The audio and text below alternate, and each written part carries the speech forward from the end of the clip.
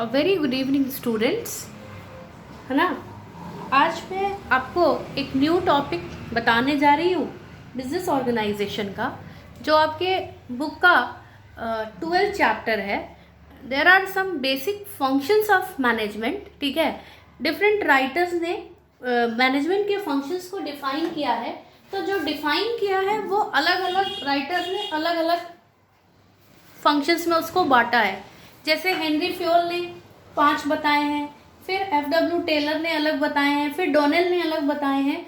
तो आज हम लोग डिस्कस कर लेंगे कि what are the different functions of management. तो चलिए देखते हैं, वीडियो की शुरुआत करते हैं हम लोग। जब हम लोग फंक्शंस ऑफ मैनेजमेंट की बात करेंगे, फंक्शंस ऑफ मैनेजमेंट की बात करेंगे, तो आपको पता है कि ऑलरेडी बेसिक फंक्शन जो है 5 हैं, लेकिन फ्योल के अकॉर्डिंग, हेनरी फ्योल के अकॉर्डिंग क्या क्या फंक्शन है? P, O, C and C. P stands for planning, O stands for organizing, next C stands for command, next C stands for coordinate, इसको हम लोग कोऑर्डिनेट भी कह सकते हैं या कोऑर्डिनेशन या कोऑर्डिनेट भी कह सकते हैं। And last is control. Whatever the activities we are doing in any organisation should be over control over them. उसके बाद डोनेल ने कुछ फंक्शंस दिए हैं, ठीक है, कॉन एंड डोनेल नाम है इनका। तो डोनेल ने जो फंक्शंस दिए हैं उनके अकॉर्डिंग अगर हम लोग चलें तो क्या क्या है, उनके अकॉर्डिंग भी 5 हैं और हेनरी फ्योल के अकॉर्डिंग भी 5 फंक्शंस हैं। प्लानिंग, ठीक है, ऑर्गेनाइजिंग। ये आपको जो टॉपिक है ये शॉर्ट में आपके लिए इम्पोर्टेंट है, क्योंकि इससे पूछ सकता है कि डोनेल के अकॉर्डिंग कितने फंक्शंस हैं। तो डोनेल के अकॉर्डिंग 5 फंक्शंस हैं। अब लूथर के अकॉर्डिंग 7 फंक्शंस आर देयर और आरसी डेविस के अकॉर्डिंग 3 फंक्शंस आर देयर। तो ये बेसिक चीजें हैं, ये थोड़ा दिमाग में रखिएगा। जैसे डायरेक्टिंग एंड लीडरशिप एक ही में है इसमें, और अलग फंक्शंस में अलग अलग भी पूछा हुआ है, ठीक है। तो डोनेल के अकॉर्डिंग अगर आप डोनेल के अकॉर्डिंग जाइएगा तो आपके कोऑर्डिनेशन एक सेपरेट फंक्शन है, ठीक है। लेकिन अगर ऐसे जाइएगा तो सिर्फ डोनेल के according P, O, D, C, S 1 2 3 4 5, इसमें भी 5 है। P stands for planning, O organizing, D directing and leadership, C controlling, और नेक्स्ट जो है हमारा S stands for staffing, ठीक है। तो ये था बेसिक। अब इसी में एक चीज दिमाग में रखिएगा कि अगर हम गुलिक की बात करें, लूथर गुलिक की बात करें, तो गुलिक के अकॉर्डिंग हमारे पास 7 फंक्शंस हैं। प्रबंध के, मैनेजमेंट के 7 फंक्शंस हैं लूथर गुलिक के हिसाब से। आरसी डेविस के हिसाब से, आरसी डेविस के हिसाब से 3 फंक्शंस हैं ओनली, ठीक है। याद रखिएगा, हेनरी फ्योल और डोनेल के हिसाब से 5 फंक्शंस हैं, आरसी डेविस के हिसाब से 3 हैं, लूथर गुलिक का 7 है, अर्विक का, उर्विक भी बोलते हैं इसको, उर्विक के नाम से हम जानते हैं। उर्विक के जो फंक्शंस हैं वो कितने हैं? वो 6 हैं, ठीक है। उर्विक के 6 फंक्शंस हैं। जेएल मैसी के 7 फंक्शंस हैं। जेएल मैसी के 7 फंक्शंस हैं, ठीक है। उसके बाद जॉर्ज आर टेरी का नाम आपने सुना होगा। जॉर्ज आर टेरी के 4 फंक्शंस हैं। तो ये इससे आपके ऑब्जेक्टिव में क्वेश्चंस बनते हैं कि according to Henri Fayol what are the different functions of management. Option में दिया होगा 4, 5, 6, 8, है ना। तो कितने हैं? 6 है, सॉरी 5 है, तो आप 5 को टिक करिएगा। वैसे ही पूछ सकता है कि उर्विक के अकॉर्डिंग कितने फंक्शंस हैं। तो लिंडल उर्विक के अकॉर्डिंग हमारे पास 6 फंक्शंस हैं। तो ये दिमाग में रखिएगा कि there are 6 functions of management. वैसे ही अगर पूछेगा what are the different functions of management according to Luther Gulick, तो गुलिक के अकॉर्डिंग 7 फंक्शंस हैं और आरसी डेविस के अकॉर्डिंग 3 हैं। तो ये बेसिक चीजें हैं जिससे कुछ ऑब्जेक्टिव क्वेश्चंस बनते हैं। यही रीजन था ये टॉपिक पढ़ाने का, क्योंकि इसमें कुछ भी इतना इम्पोर्टेंट नहीं है। रीजन आपको पता है कि प्लानिंग क्या होता है, ऑर्गेनाइजिंग क्या होता है, कमांड क्या होता है, कोऑर्डिनेट क्या होता है, कंट्रोल क्या होता है, या स्टाफिंग क्या होता है, डायरेक्टिंग और लीडरशिप क्या होता है, क्योंकि आपने ऑलरेडी 12th में ये सारी चीजें पढ़ी थी। तो आपको ये चीजों में डाउट नहीं आएगा। अब हम लोग जब न्यूमैन की बात करते हैं, न्यूमैन भी एक ऑथर का नाम है, न्यूमैन, समर एंड वॉरेन के अकॉर्डिंग बात करते हैं। तो मेनली न्यूमैन वॉरेन के अकॉर्डिंग हमारे फंक्शंस को 4 तरह का बताया गया है। ठीक है, न्यूमैन के अकॉर्डिंग हमारे फंक्शंस को मेनली 4 तरह का बताया गया है। क्या क्या बताया गया? ऑर्गेनाइजिंग, ये इंपॉर्टेंट है, ऑर्गेनाइजिंग, ठीक है, प्लानिंग, लीडिंग और मेजरिंग एंड कंट्रोलिंग। ठीक है, क्या क्या है? Measuring and controlling, measuring and controlling. तो न्यूमैन ने क्या किया? प्लानिंग को बैक कर दिया, ऑर्गेनाइजिंग को फर्स्ट कर दिया। ठीक है, उसके हिसाब से according to Newman organising is the first and after that second function is planning, third is leading, fourth is measuring and fifth one is controlling. तो ये ध्यान में रखिएगा, मेजरिंग और कंट्रोलिंग दोनों एक ही है, इसीलिए इसके 4 ही फंक्शंस हैं। ठीक है, मेजरिंग और कंट्रोलिंग।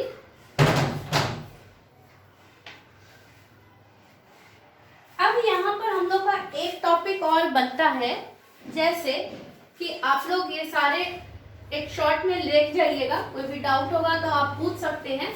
ये आप एक शॉर्ट नोट्स भी बना सकते हैं कि लूथर गुलिक के अकॉर्डिंग 7 फंक्शंस हैं।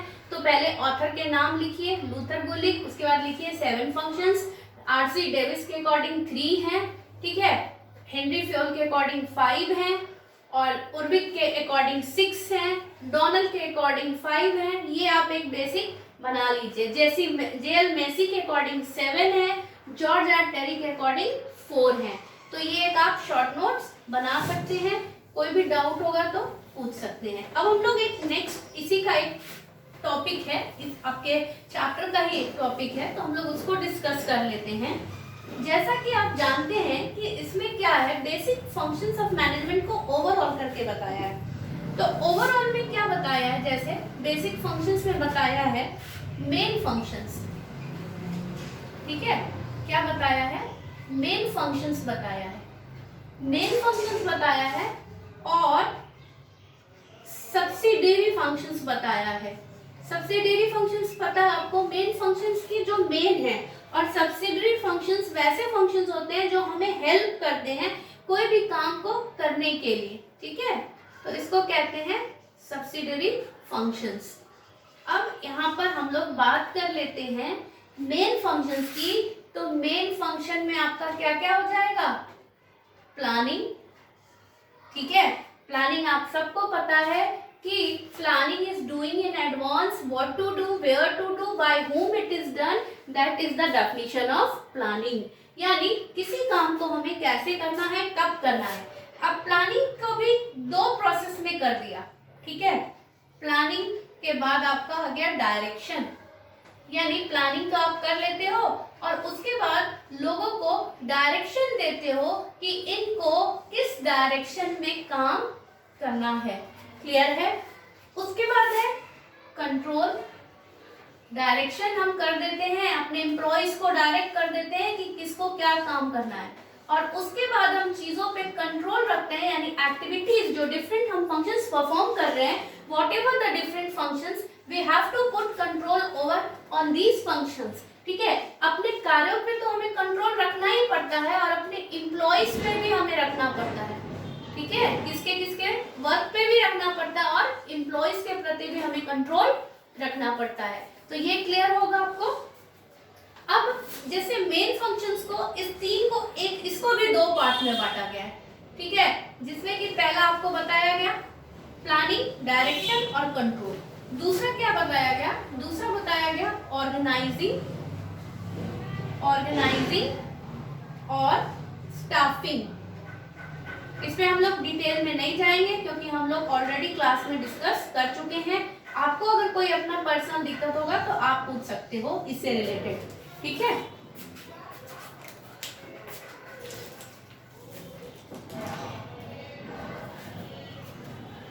अब हम लोग जब बात कर लेते हैं सब्सिडरीज फंक्शन की, थोड़ी सी मार्कर में प्रॉब्लम हो रही है तो इसलिए आपको नहीं दिख रहा होगा, देख लीजिएगा। स्टाफिंग है ये, ठीक है, ये ऑर्गेनाइजिंग है।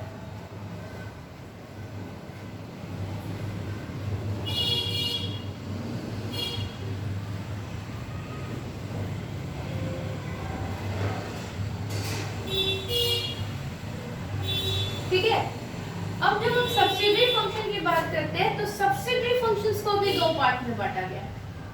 ठीक, किसमें बांटा गया? दो पार्ट में बांटा गया। पहला क्या है? पहला है डिसीजन मेकिंग। क्या है? Decision making. उसके बाद क्या है? कम्युनिकेशन।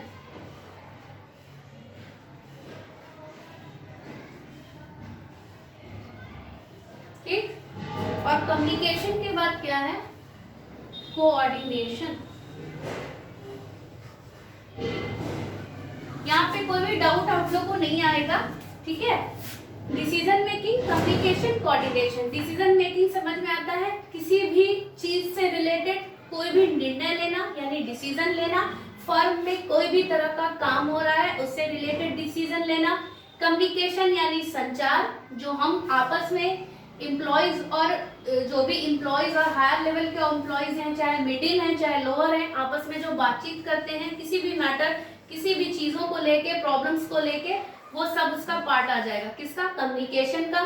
कोऑर्डिनेशन होता है कि जो भी हमारा फॉर्म का गोल है उसको अचीव करने के लिए हमारा आपस में कोऑर्डिनेशन होना चाहिए, यानी प्रॉपर जो भी आपस में तालमेल होना चाहिए जिससे हमारा गोल्स अचीव हो पाए। यानी ऑब्जेक्टिव या गोल्स की हम बात करते हैं, जिस भी ऑब्जेक्टिव या गोल्स के लिए हम काम कर रहे हैं वो अचीव हो पाए। क्लियर है यहाँ तक? उसके बाद सब्सिडरी फंक्शन में भी आपको बताया कि दो पार्ट में बांटा गया। पहला normal subsidiary function, decision, communication और कोऑर्डिनेशन। ठीक है, और उसके बाद जो सेकंड है वो है आपका इनोवेशन। इनोवेशन मतलब समझ में आता है आप लोग को? नवाचार। ठीक है, दूसरा क्या है इनोवेशन के बाद? रिप्रेजेंटेशन। रिप्रेजेंटेशन मतलब होता है कि कहीं कहीं पे हम देखते हैं कंपनी को रिप्रेजेंट करने के लिए जाते हैं, तो that is known as representation. और उसके बाद जो नेक्स्ट है, लास्ट है, वो है मोटिवेशन, यानी अपने एम्प्लॉइज को मोटिवेट करना, है ना, काम के प्रति, जिससे कि हमारा इजीली गोल अचीव हो पाए। तो आप यहाँ पे कुछ दिख नहीं रहा होगा, हो सकता है लास्ट वाले में कुछ प्रॉब्लम आए। तो मेन फंक्शंस को दो पार्ट में बांटा गया है। ठीक है, पहला प्लानिंग है, फिर डायरेक्टिंग है, जिसको हम लोग डायरेक्शंस के नाम से भी जानते हैं, और कंट्रोल है। एक बार हम इसको इसलिए रिपीट कर रहे हैं कि आपको लिखना है तो आप लिख लीजिए। ठीक है, और फिर मेन फंक्शंस में दो और हैं, ऑर्गेनाइजिंग एंड स्टाफिंग। और जब हम सब्सिडरी फंक्शंस की बात करते हैं तो सब्सिडरी फंक्शंस को भी दो पार्ट में बांटा गया है, जिसमें कि पहले में डिसीजन मेकिंग, कम्युनिकेशन और कोऑर्डिनेशन है, और उसके बाद क्या है सेकेंड में इनोवेशन, नवाचार, रिप्रेजेंटेशन यानी किसी को भी रिप्रेजेंट करना। ठीक है, कंपनी को रिप्रेजेंट करना, और मोटिवेशन, यानी दूसरे को मोटिवेट करना, दूसरे को कहने का मतलब है एम्प्लॉय को मोटिवेट करना for the achievement of desired goal और ऑर्गेनाइजेशन गोल। तो ये था हम लोग का बेसिक, जिसमें कि आप लोगों को ये एक एक करके नहीं बताने की जरूरत है, क्योंकि ऑलरेडी हम लोग डिस्कस कर चुके हैं। प्लानिंग क्या होता है, डायरेक्शन क्या होता है, कंट्रोल क्या होता है, स्टाफिंग क्या होता है, ऑर्गेनाइजिंग क्या होता है। प्लानिंग नियोजन आप सबको पता है, नियोजन की बात हो रही है, ठीक है, जो हम योजना बनाते हैं that all are the part of नियोजन, ठीक है। कंट्रोल नियंत्रण, ठीक है। डायरेक्शन यानी आपको किस डायरेक्शन में काम करना है। तो अगर हम डायरेक्शन की बात करें तो डायरेक्शन यानी यहाँ पे फ्लो ऑफ इंफॉर्मेशन यानी प्रवाह की भी बात होती है कि किस डायरेक्शन में आपको, यानी किस दिशा में, दिशा निर्देश की बात हो रही है, यहाँ पर दिशा निर्देश की बात हो रही है। डायरेक्शन मतलब दिशा होता है और डायरेक्टिंग मतलब किसी का निर्देशन होता है, तो कंफ्यूज मत होइएगा, ठीक है। किस दिशा निर्देश में हम काम करेंगे। ऑर्गेनाइजिंग मतलब होता है संगठित और रिसोर्सेस को संगठित करना, और स्टाफिंग मतलब आपको पता है, इतना डिटेल में हमें जरूरत नहीं है जाने की। डिसीजन मेकिंग, निर्णय, कम्युनिकेशन, संचार, कोऑर्डिनेशन, समन्वय और सामंजस्य। और ये सारे आपके पॉइंट थे फंक्शंस ऑफ मैनेजमेंट, जिसको मेन फंक्शंस बताया गया है। मेन फंक्शंस को दो तरह का और सब्सिडरी को भी दो तरह का, तो इतना देख जाइएगा। और जो मैंने एक क्लू दिया है कि लूथर गुलिक के कितने फंक्शंस हैं, फ्यूल के हैं 5 हैं, ये सब थोड़ा बेसिक एक नोट्स बना के दिमाग में रखिएगा। इतना तब तक देखिए, फिर आज शाम के क्लास में हम लोग मिलते हैं। Thank you, have a nice day. Please like, share and subscribe. Thank you.